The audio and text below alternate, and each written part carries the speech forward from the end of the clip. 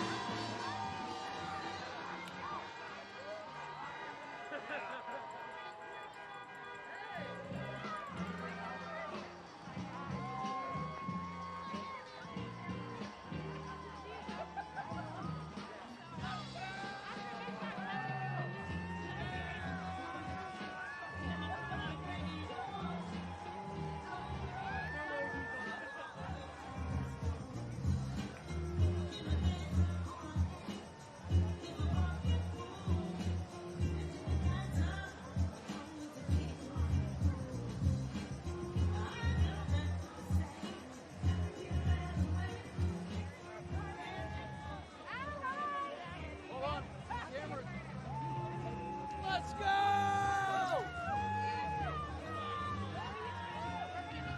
We love you, Joe! We love you, Joe! Let's go! Woo!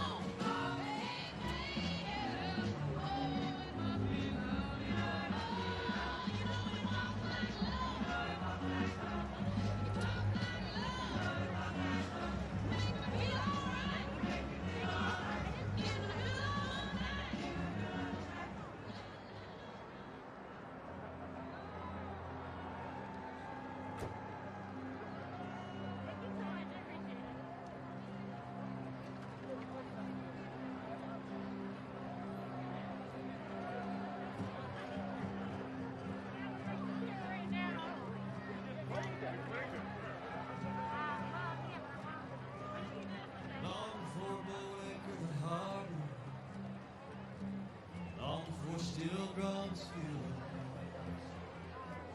God lifted these islands from the ocean, stood strong for centuries. So it's fitting they were named after men with golden halos, 'cause angels don't give in just 'cause a little wind blows. We say we can when they say we can't. See what it is, see what it is. With blood, sweat, and tears and a cold pain, we're just a sinner's choir, singing a song for the saints. Whoa.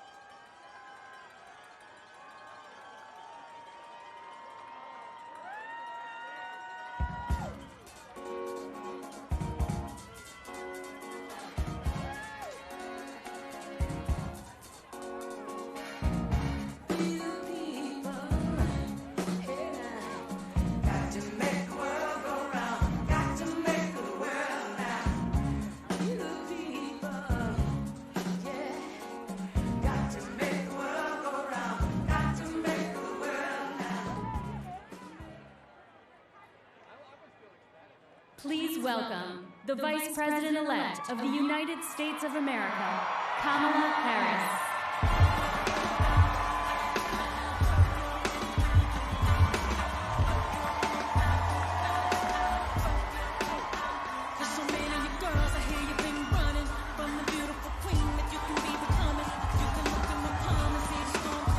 See the book of my life and see a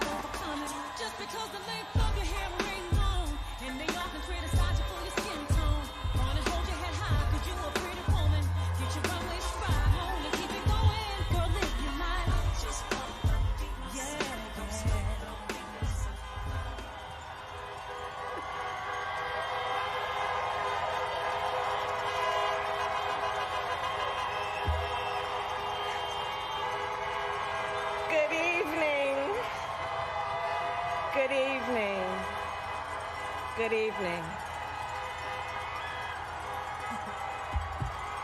Good evening. Thank you. Thank you. Good evening. So, thank you. Good evening. So, Congressman John Lewis, before his passing, wrote, "Democracy is not a state, it is an act." And what he meant was that America's democracy is not guaranteed. It is only as strong as our willingness to fight for it.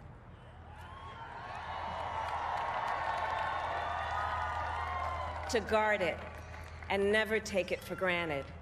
And protecting our democracy takes struggle, it takes sacrifice, but there is joy in it, and there is progress, because we, the people, have the power to build a better future.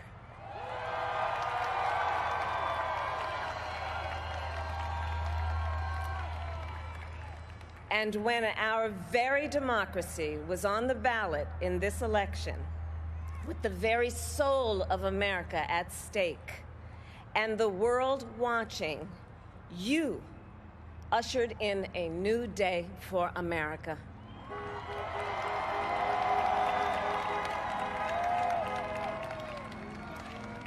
To our campaign staff and volunteers, this extraordinary team, thank you for bringing more people than ever before into the democratic process. And for making this victory possible. To the poll workers and election officials across our country who have worked tirelessly to make sure every vote is counted, our nation owes you a debt of gratitude.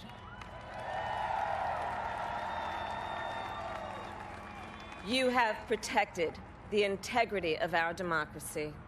And to the American people who make up our beautiful country, thank you for turning out in record numbers to make your voices heard.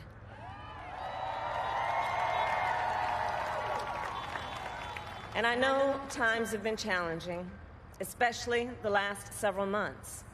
The grief, sorrow, and pain, the worries and the struggles. But we have also witnessed your courage, your resilience, and the generosity of your spirit. For 4 years, you marched and organized for equality and justice, for our lives and for our planet. And then you voted.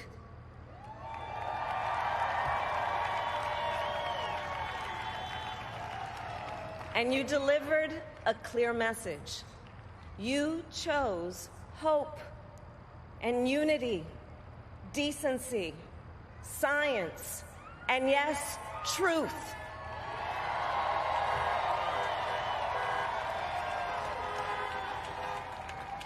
You chose Joe Biden as the next president of the United States of America.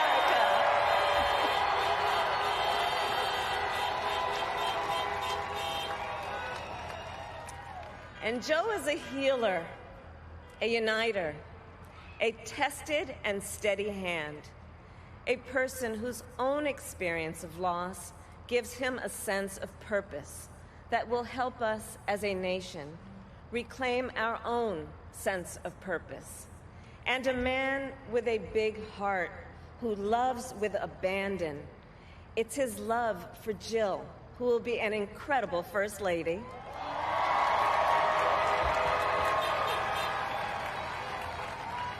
It's his love for Hunter and Ashley and his grandchildren and the entire Biden family.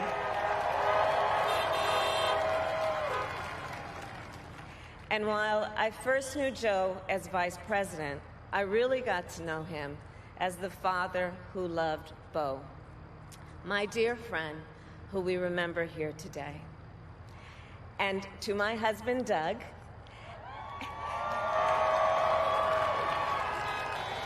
and our children, Cole and Ella, and my sister, Maya, and our whole family. I love you all more than I can ever express.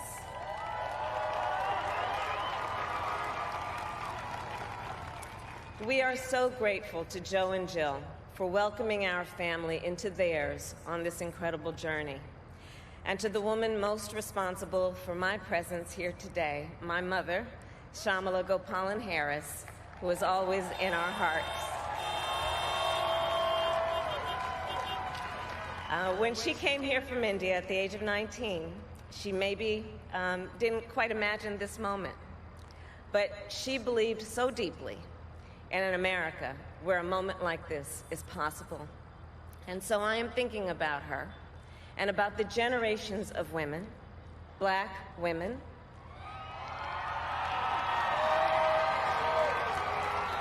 Asian, white, Latina, Native American women,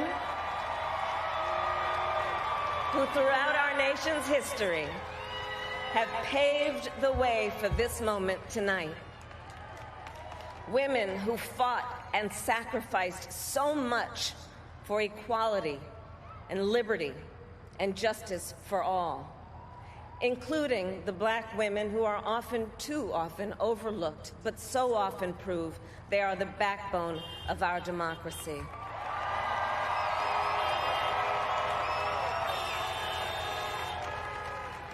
All the women who have worked to secure and protect the right to vote for over a century, 100 years ago with the 19th Amendment, 55 years ago with the Voting Rights Act, and now in 2020 with a new generation of women in our country who cast their ballots and continued the fight for their fundamental right to vote and be heard.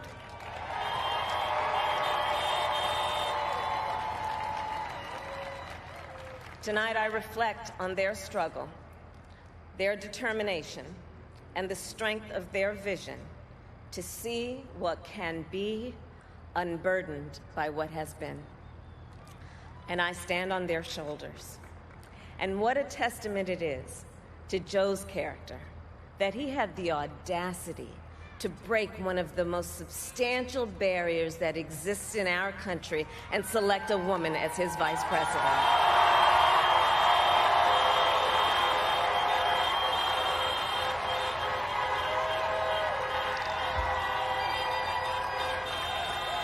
But while I may be the first woman in this office, I will not be the last.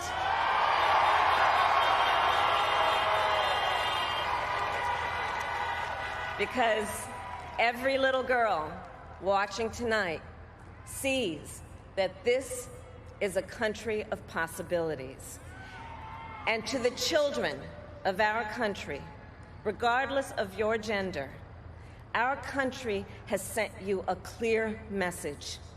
Dream with ambition, lead with conviction, and see yourselves in a way that others may not, simply because they've never seen it before.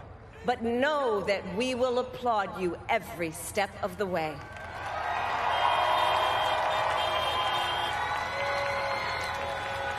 And to the American people, no matter who you voted for, I will strive to be a vice president like Joe was to President Obama, loyal, honest, and prepared, waking up every day thinking of you and your family.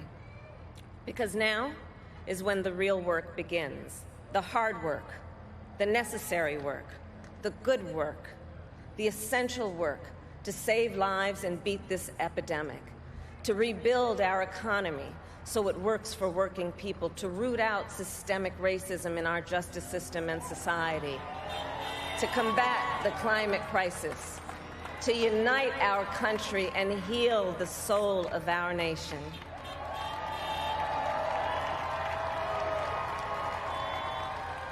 And the road ahead will not be easy, but America is ready. And so are Joe and I.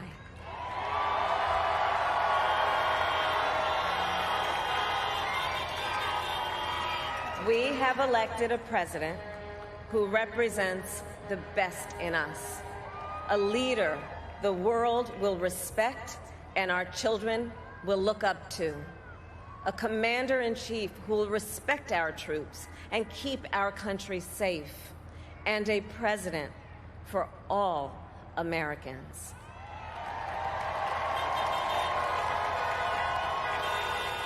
And it is now my great honor to introduce the President-elect of the United States of America, Joe Biden.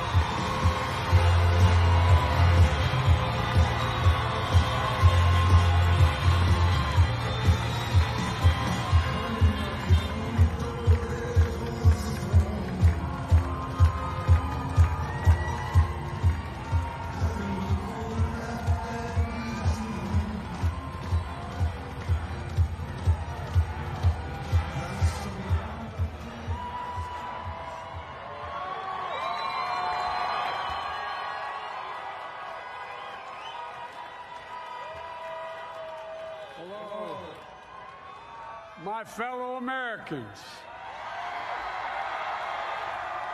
and the people who brought me the dance, Delawareans. I see my buddy Senator Tom Carper down there, and I think Senator Coons is there, and I think the governor's around. And is that Ruth Ann? And that former Governor Ruth Ann Minner. Most importantly, my sisters-in-law and my sister Valerie. Anyway. Folks, the people of this nation have spoken. They've delivered us a clear victory, a convincing victory, a victory for we the people. We've won with the most votes ever cast on a presidential ticket in the history of the nation. 74 million.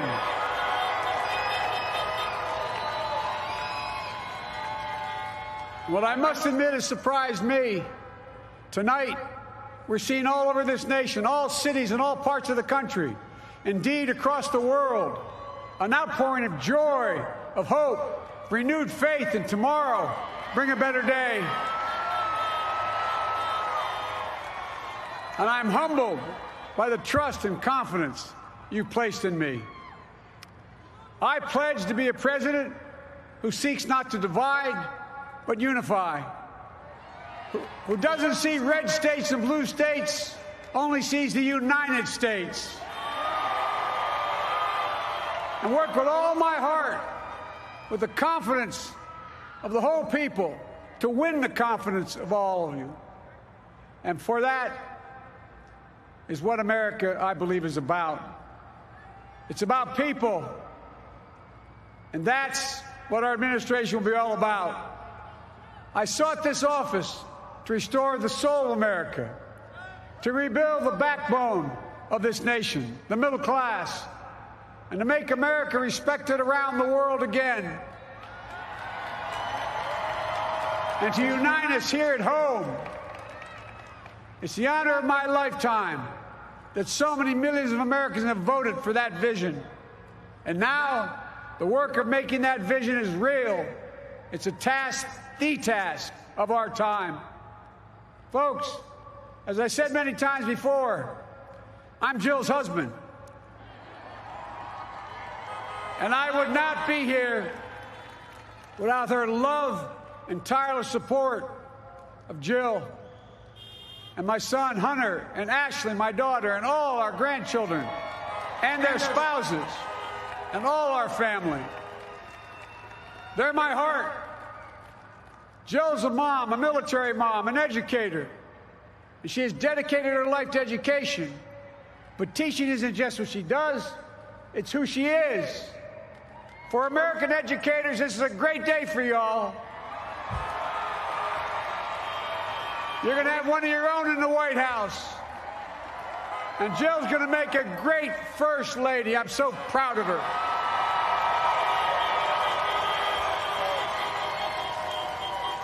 And I'll have the honor of serving with the fantastic Vice President who you just heard from, Kamala Harris,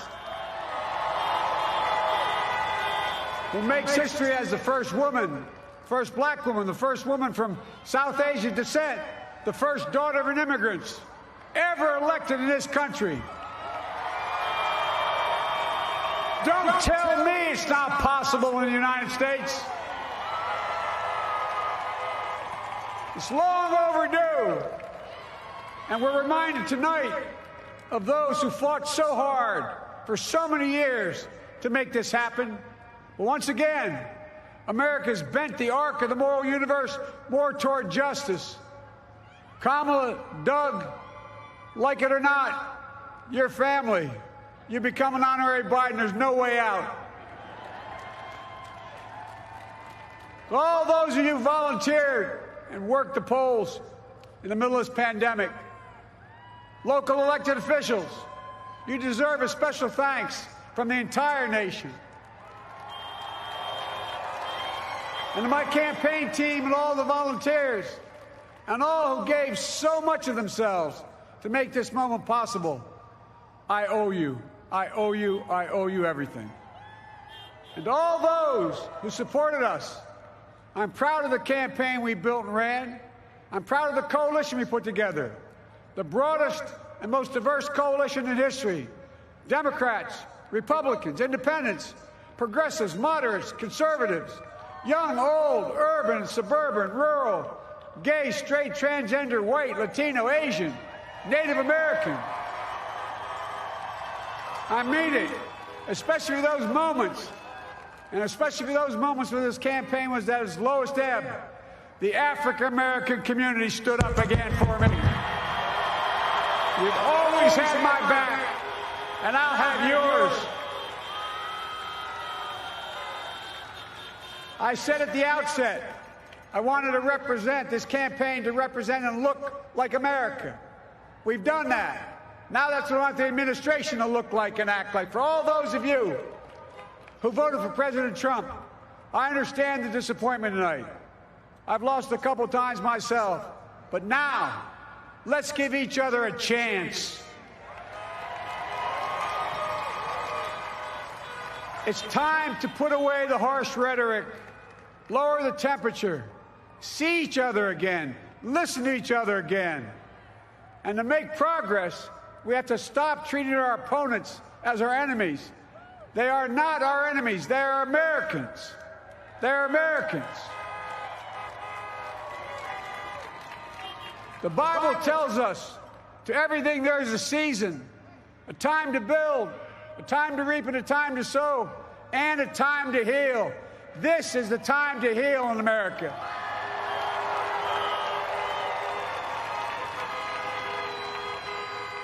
Now this campaign is over. What is the will of the people? What is our mandate? I believe it's this. Americans have called upon us to marshal the forces of decency, the forces of fairness, to marshal the forces of science and the forces of hope in the great battles of our time. The battle to control the virus, the battle to build prosperity, the battle to secure your family's health care, the battle to achieve racial justice and root out systemic racism in this country, and the battle to save our planet by getting climate under control, the battle to restore decency, defend democracy, and give everybody in this country a fair shot. That's all they're asking for, a fair shot. Folks, our work begins with getting COVID under control.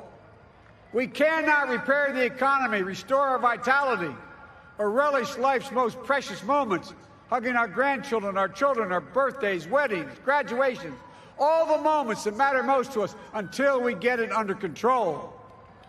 On Monday, I will name a group of leading scientists and experts as transition advisors to help take the Biden-Harris COVID plan and convert it into an action blueprint that will start on January the 20th, 2021. That plan will be built on bedrock science. It will be constructed out of compassion, empathy, and concern. I will spare no effort, none, or any commitment to turn around this pandemic.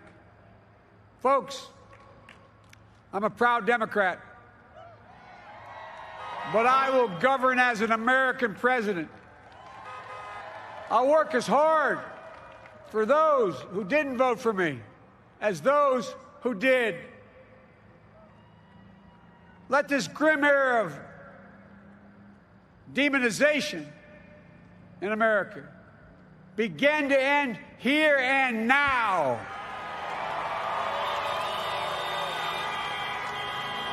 The refusal of Democrats and Republicans to cooperate with one another, it's not some mysterious force beyond our control. It's a decision, a choice we make. And if we can decide not to cooperate, then we can decide to cooperate. And I believe that this is part of the mandate given to us from the American people. They want us to cooperate in their interest. And that's the choice I'll make. And I'll call on Congress, Democrats and Republicans alike, to make that choice with me. The American story is about slow yet steadily widening the opportunities in America. And make no mistake, too many dreams have been deferred for too long. We must make the promise of the country real for everybody, no matter their race, their ethnicity, their faith, their identity, or their disability. Folks, America has always been shaped by inflection points, by moments in time where we've made hard decisions about who we are and what we want to be. Lincoln in 1860, coming to save the Union. FDR in 1932, promising a beleaguered country a new deal. JFK in 1960, pledging a new frontier. And 12 years ago, when Barack Obama made history, he told us, yes, we can. Well, folks, we stand at an inflection point. We have an opportunity to defeat despair, to build a nation of prosperity and purpose. We can do it. I know we can. I've long talked about the battle for the soul of America. We must restore the soul of America. Our nation is shaped by the constant battle between our better angels and our darkest impulses. And what presidents say in this battle matters. It's time for our better angels to prevail. Tonight, the whole world is watching America. And I believe at our best, America is a beacon for the globe. We will lead not only by the example of our power, but by the power of our example. I've always believed, many of you heard me say it, I've always believed we can define America in one word: possibilities. That in America, everyone should be given an opportunity to go as far as their dreams and God-given ability will take them. You see, I believe in the possibilities of this country. We're always looking ahead to an America that's freer and more just, ahead to an America that creates jobs with dignity and respect, ahead of America that cures diseases like cancer and Alzheimer's, ahead to an America that never leaves anyone behind, ahead of America that never gives up, never gives in. This is a great nation. It's always been a bad bet to bet against America. We're good people. This is the United States of America, and there's never been anything we've been not able to do when we've done it together. Folks, in the last days of the campaign, I began thinking about a hymn that means a lot to me and my family, particularly my deceased son, Bo. It captures the faith that sustains me and which I believe sustains America. And I hope it can provide some comfort and solace to 230,000 Americans who've lost a loved one to this terrible virus this year. My heart goes out to each and every one of you. Hopefully this hymn gives you solace as well. And it goes like this. And he will raise you up on eagle's wings, bear you on the breath of dawn, and make you to shine like the sun, and hold you in the palm of his hand. And now together, on eagle's wings, we embark on the work that God and history have called upon us to do, with full hearts and steady hands, with faith in America and in each other, with love of country, a thirst for justice. Let us be the nation that we know we can be, a nation united, a nation strengthened, a nation healed. The United States of America, ladies and gentlemen, there's never been anything we've tried we've not been able to do. So remember, as our grandpapa used to say when I walked out of his home when I was a kid up in Scranton, he said, "Joey, keep the faith." And our grandmother, when she was alive, she yelled, "No, Joey, spread it. Spread the faith. God love you all. May God bless America, and may God protect our troops." Thank you, thank you, thank you.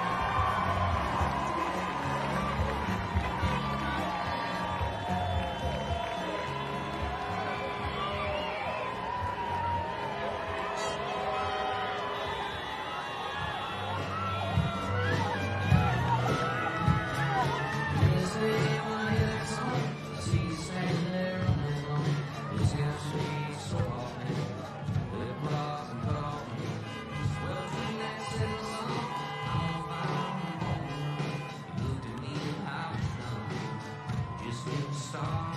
I'm singing